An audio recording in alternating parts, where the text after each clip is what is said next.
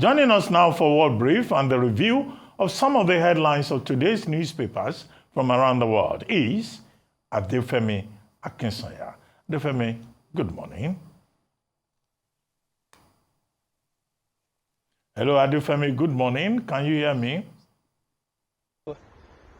I can. Can you hear me? Yes, right now, yes. Wonderful. We don't want to Good morning, of yesterday's technical glitches. Yeah. Good morning. Let me tell you what is happening around the world. Let's start in South Korea, where there's been quite a dramatic display happening on the official residence of the South Korean President Yoon. Now, you'll remember a few weeks ago, we took his story on the World Brief, talking about how he had created a huge amount of political confusion in South Korea when he declared martial law in the country. And as a result of the strong institutions in South Korea, we do know that many opposition lawmakers were able to force their way into parliament and stop that martial law coming into place. It didn't really end there, did it? Because then it turned into even more anti-Yoon sentiment, which led to him being impeached. South Korea has actually impeached 2 presidents in 2 weeks. But looking at Yoon specifically, what we have now is investigators lodged outside of his home, and they've been there since about 11 p.m. GMT, which is around 8 a.m. in the morning in South Korea. They've been on his residence. Now, initially it was just a few police officers, a few investigators, but that number has grown into the dozens. There's a standoff now taking place outside the president's official residence, and they are calling on him to come out. Now, in terms of the president, what he has to say, he is continue to defy any calls to turn himself in, hand himself over to authorities. He hasn't obliged any invitations for him to come and explain his thinking, his reasoning behind that decision to declare martial law in December. That being said, the political situation continues to escalate with this standoff taking place outside of his official residence. His lawyers are also on ground. They have been communicating with the investigators, but as yet the president himself has not turned himself over, and it doesn't appear that he has any immediate plans to do so if we are to follow what he's been doing in the last couple of days. So we will, of course, talk more about that. But let's move on now to some other news happening around the world. Let's go to the Middle East and looking at the Palestinian Authority, the PA over in the country. They have called on Al Jazeera really to suspend its broadcasting. They have already suspended the broadcasting of Al Jazeera in the country. This is very, very significant. We do know that when it comes to coverage of the Gaza war, coverage of what is happening in the Middle East, Al Jazeera has built its name really on its exhaustive coverage of the fact. And they have had to deal with accusations of bias, of unfair reporting, which has resulted in Israel blocking its broadcasting last year. But this time it is the Palestinian Authority. Now, it might be a bit confusing to hear the Palestinian Authority suspending broadcasting of Al Jazeera, because you would like to believe that they're all on the same side. But this is a bit complicated. If we break this down to look at the Jenin refugee camp in the area, it is a place where it is considered to be a hotbed of armed Islamist groups. The Palestinian Authority has been known to work hand in hand with Israel in terms of controlling this area, much to the dismay of many Palestinian people. And the Palestinian people in the region definitely rely on the news coming out of Al Jazeera to keep them informed and abreast of what is going on. So there's a real tussle going on between the Palestinian Authority and, of course, Al Jazeera. Al Jazeera has denied any biased reporting and does not agree, of course, with this type of censorship. And it has created more questions about the motivations behind the Palestinian Authority. Some analysts have said that this is perhaps the Palestinian Authority showing itself as being a powerful force in the region, especially with this oncoming Trump presidency, it wanting to position itself as a force that the presidency of the United States can respect, that will lean on with any type of power in the region. And that's probably why they have continued to work hand in hand with Israel. So as it stands here, very, very tense situation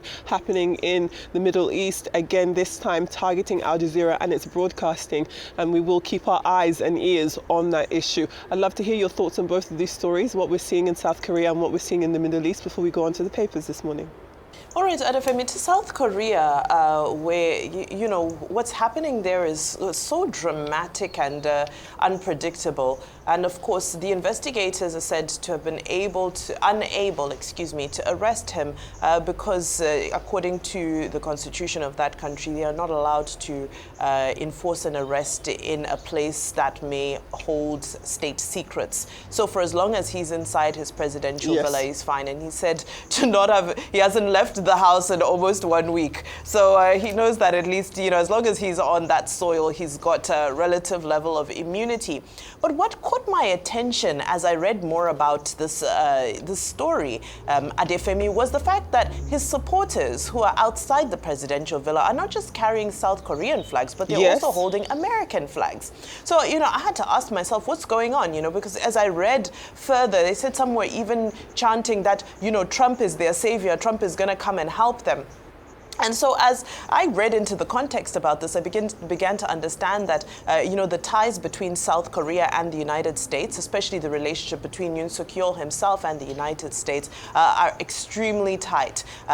You know, if you date back to the 1950s, the United States helped to repel the spread of communism from the northern border. Of course, we know the relationship between South Korea and North Korea is quite frosty. We know that North Korea is a communist state. And now when you look at it in the bigger sense of it, and you see the symbolism and the fact that these people are saying that they're just waiting for President Trump to come in. President Trump is going to help them and free Yoon Suk-yeol. But it's so ironic to me because I'm saying you guys are painting this man as the bastion of freedom and democracy. That's Yoon Suk-yeol, but he's a man who just tried to unilaterally impose martial law on a country against the astutes of the Constitution. So, you know, it's quite interesting when you watch these ideological politics at play because his supporters are worried that there's going to be a return to communism or, you know, a closer relationship with North Korea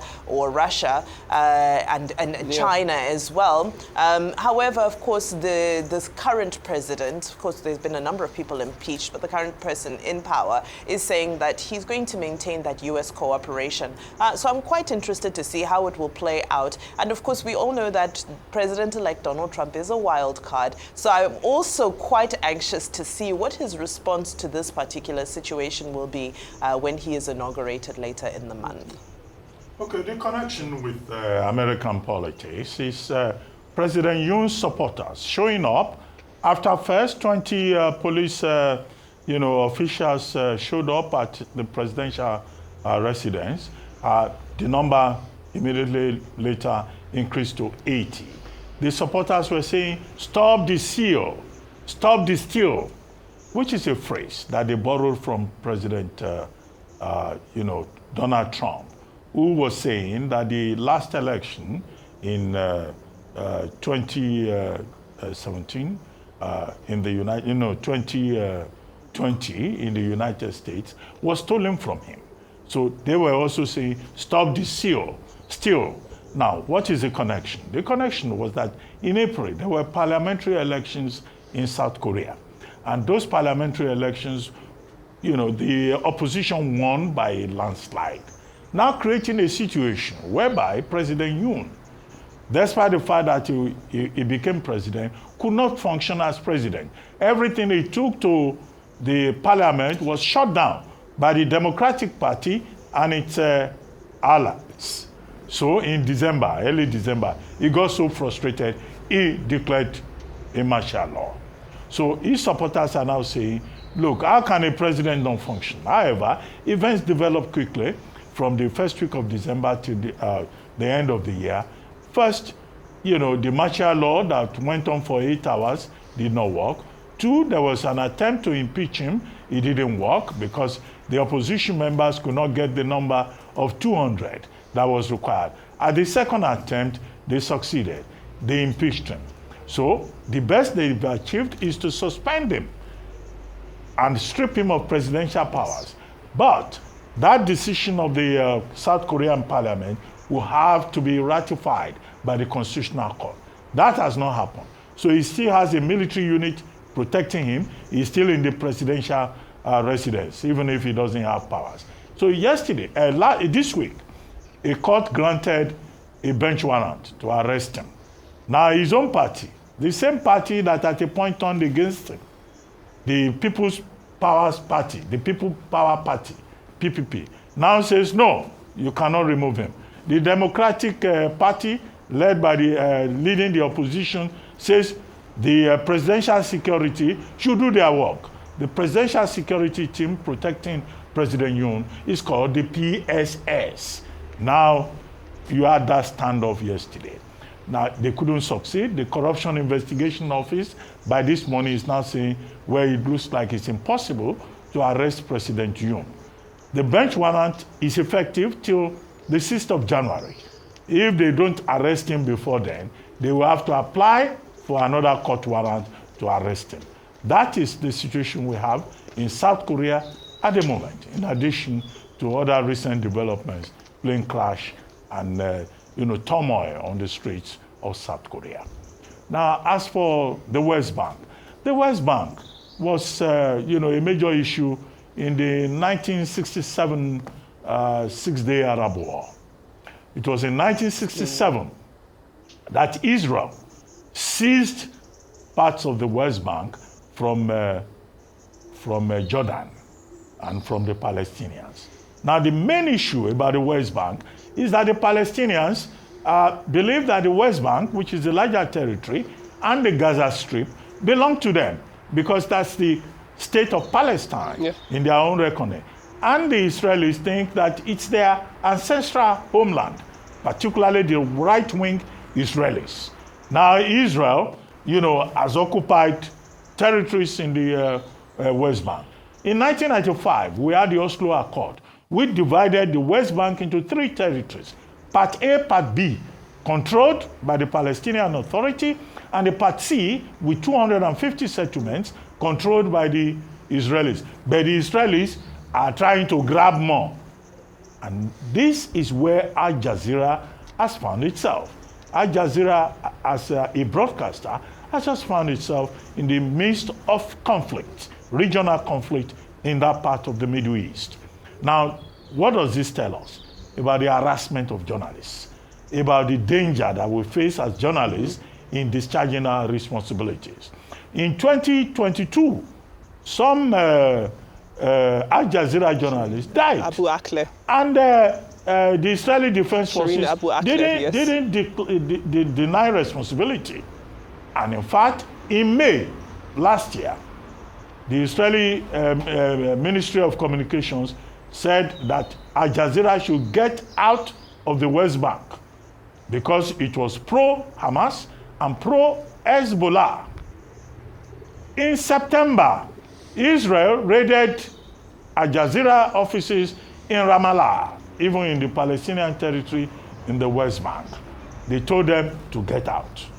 And now, it's before now, in Jenin, a governorate in the West Bank belonging to the Palestinian Authority, part of Area A in the Northwest, they told Al Jazeera to stop reporting because they were inciting the people.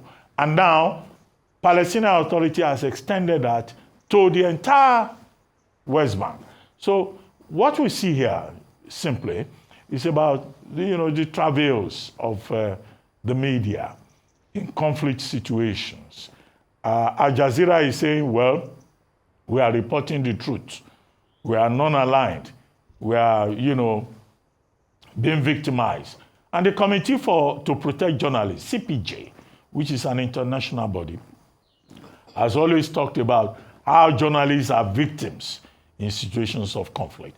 We do not know for how long the ban will last, but clearly Al Jazeera is caught between the Palestinian Authority and also the Israelis and those who are saying they have a mission to protect the homeland.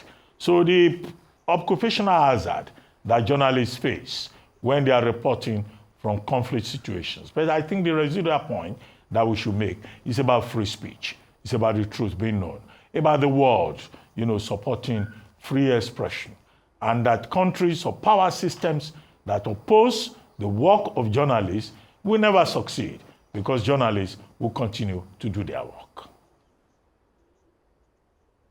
Very well said, Dr. Rubin. Thank you very much. Thank you both for your great analysis as always. Let's move on to the newspapers this morning. And as ever, we start with the front page of this day. You've already discussed the wonderful happenings of the new awardees who have been announced, but let's go through it once more again since it is such a wonderful occasion. Looking at the front page of this day this morning, we can see the unveiling of the winners of the Young Global Leaders of Commemoration Awards. Among them, as you've already mentioned, is the Queen of Warri Kingdom, Olori Evie, who is educated at the London School of Economics, if you didn't know. And as you said, a pioneer when it comes to the modernization of monarchy in Nigeria. So huge congratulations to her. Also the CEOs of Flutterwave and Paystack, as well as Abdullahi Bashir Haske, who's often referred to as the silent billionaire and the silent industrialist. He's also being awarded. Let us not forget, though, that there are some Lifetime Achievement Awards being handed out by this day, and two of the many recipients of the Lifetime Achievement Award is that of former President Goodluck Jonathan and Professor Hakeem Bello Osagie, who are going to be among the winners of the This Day Lifetime Achievement Awards. So again, a huge congratulations to all of the recipients, and we look forward to the This Day Awards happening later on this month. Let's move on to the New Telegraph this morning, and the New Telegraph features a story on telcos seeking a 100% tariff hike to the Nigerian Communications Commissions, that's the regulator in the industry. And they want that tariff hike across voice, digital and data offerings. Now, the MTN CEO says that this increase, which he doubts will actually come into place, is more so about the sustainability of the sector and not about profitability, despite what many people may say or think about a 100% hike. Moving on to the Daily Independent. The Daily Independent and the Daily Sun both lead on the same story. They're both looking at what Peter Obi had to say, and of course the rebuttals, the comments of the APC, their opposing opinions essentially on Nigeria's worsening situation. All of this stemming from Peter Obi's New Year's statement, which included criticism of President Bola Ahmed Tinubu's foreign trips, especially for medical care, and talked about how there should be a reduction of that. And as we see on the front page of the Daily Sun this morning, there are reports of talks of a merger with the PDP and other opposition parties.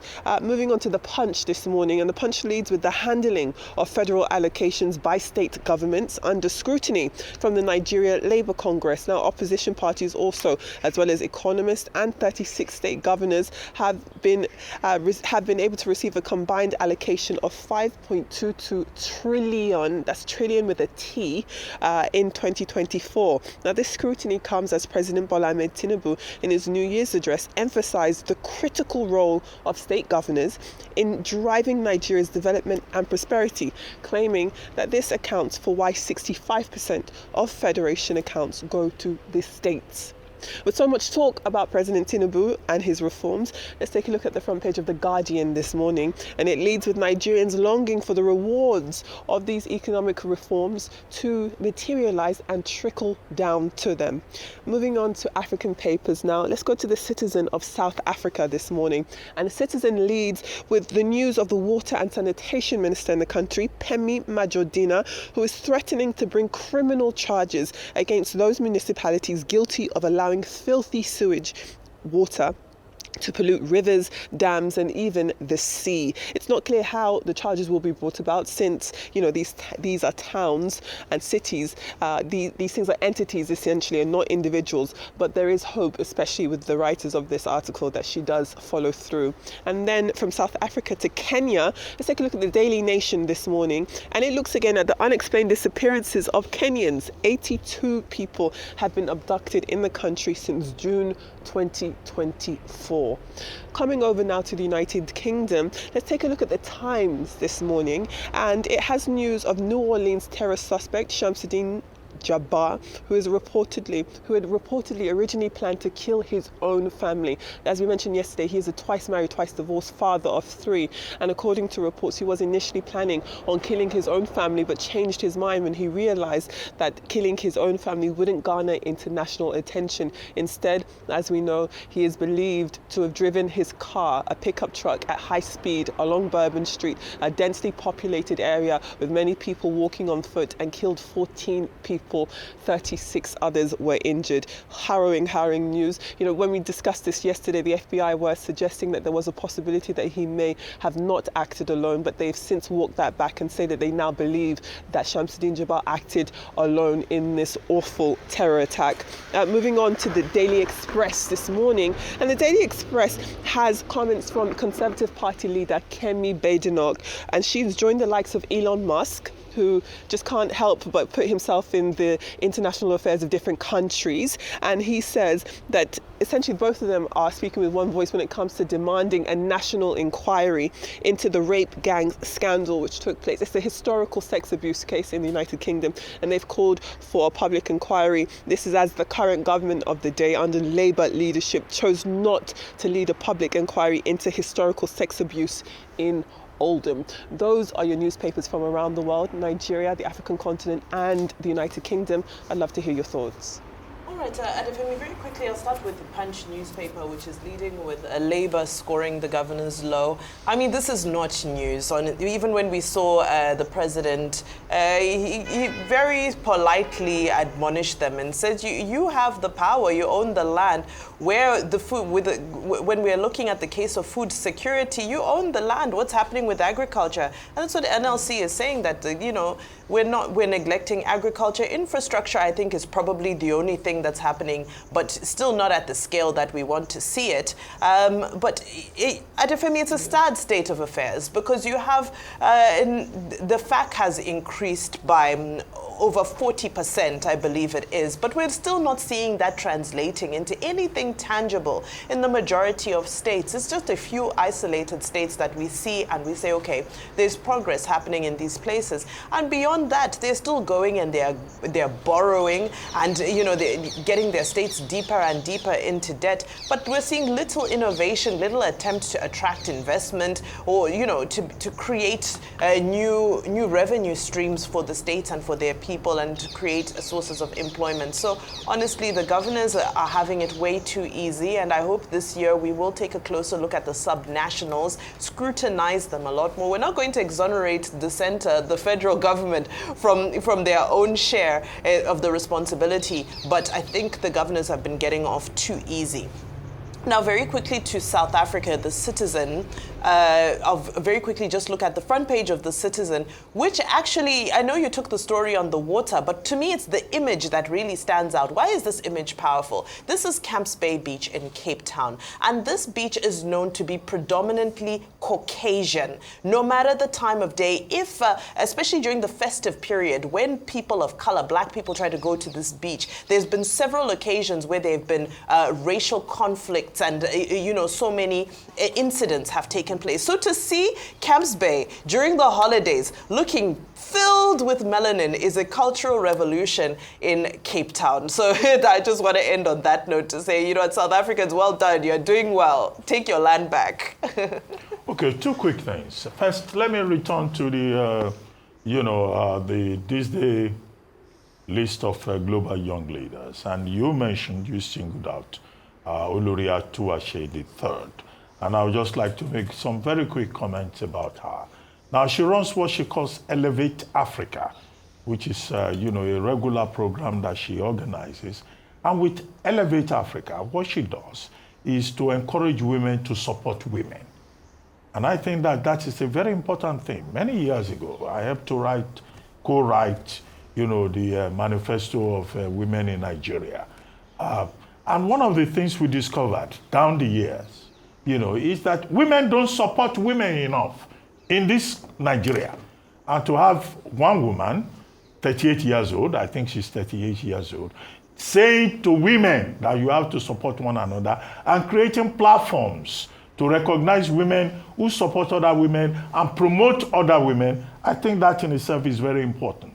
She also has the Royal Iwere Foundation, through which she supports her husband. She also has the programs, Wuwure, medical and welfare outreach. She also advocates for children's rights, now at that young age. Now she's a queen. She comes from some form of royalty herself, having been the daughter of Usa Okumbo, who is very well known in, business circles in Nigeria. But I think the credit also should go to her husband, the Olu of Warri himself, who says, look, I have this wife who is very innovative, who, has ideas, and she should be encouraged. And to all husbands, whether you are a king or you are, a plebeian, you should encourage your wife to, realize her potential. So, I noticed the fact that you singled out her especially, and I think she's well deserving of the award. But very quickly to the story about Kemi Badenoch.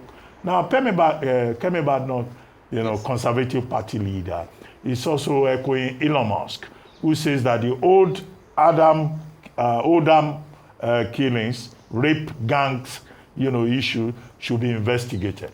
Well, there's another dimension to this, and you see it on the front page of the Daily Telegraph, where the Labour Party is saying no, and the investigation minister or safeguarding minister is called Jean Phillips. He's saying they will not open the files, except the county of Oldham, the council of Oldham itself, is asking whether that is necessary. What are the issues with this investigation into these rape gangs? In 2002, when this was discovered, the investigation revealed that most of the people involved were British Pakistani citizens. And the police and the prosecutors, didn't look into the matter because they thought it would bring issues about racism and bring issues about Islamophobia. And now, at this moment in Britain, Keir Starmer is the Prime Minister. At that time, Prime Minister Keir Starmer was the Director of Public Prosecutions in charge of the Crown Prosecution Service, the CPS. So I see here an attempt, perhaps, also by the safeguarding minister to protect the Prime Minister, and an attempt by, Kemi Badenoch and Elon Musk to play politics with this particular matter. But I think the government, is trying to be careful not to drive up Islamophobia sentiments or racist sentiments. But the basic issue is that rapists should not be allowed in any society, whatever the political connection may be.